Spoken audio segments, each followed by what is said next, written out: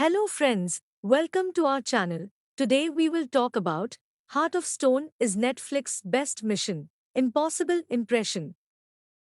Netflix has long been on the hunt for action franchises. The crunch and grind of Extraction has worked out pretty well, and another old guard film is in the offing. But the strategy didn't pan out as well for Bright, or The Grey Man, or any number of other projects that were meant to enthuse audiences about a potential series. Partly because, well, those movies weren't very good. Let's see what happens with Heart of Stone, 11th August, a livelier than the Netflix norm action caper that is, rather shamelessly, attempting a mission, impossible.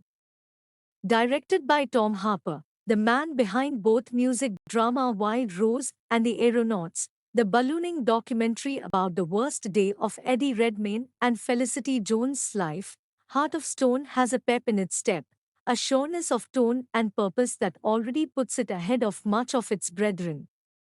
If any of these intended franchise starters has a real chance of enduring success, maybe it's this one.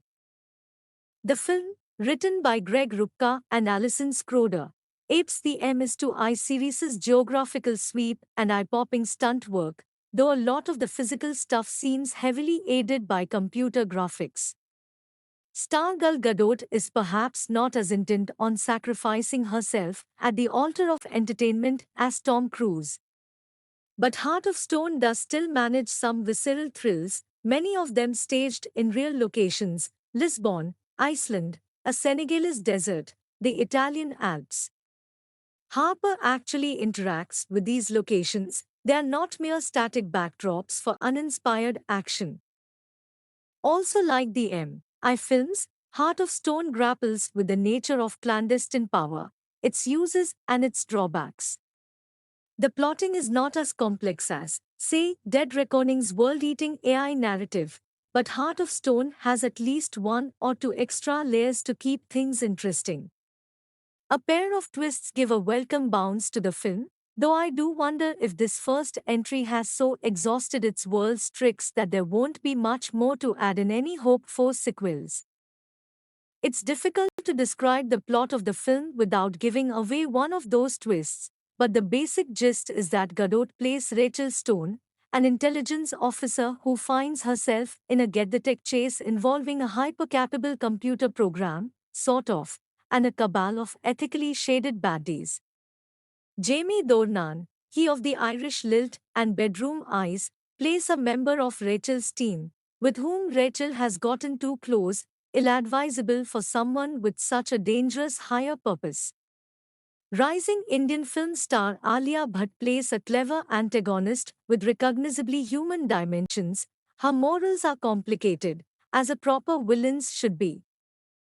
While there is some of the expected Netflix tinniness in the look of Heart of Stone, Harper wrestles some practical immediacy out of the digital marv. As an ambulance races down a snowy mountain, it seems the vehicle is actually there, on a snowy mountain. Lisbon looks cobbly and grimy and real.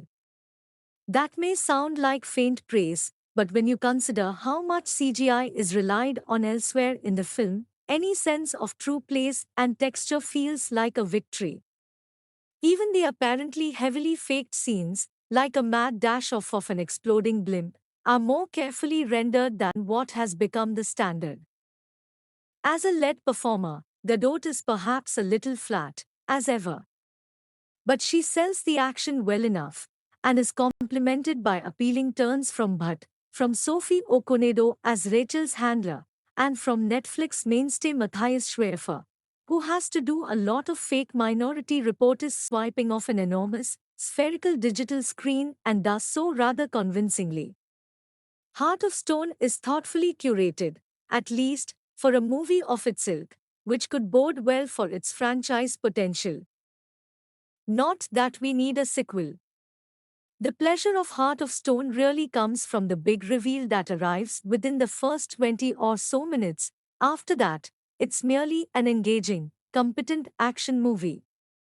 The lore established in the film, involving a shadowy, supposedly altruistic group of extra-governmental spooks who use playing cards as code names, isn't as compelling as Ethan Hunt's IMF, hard as Heart of Stone might try to reach those heights.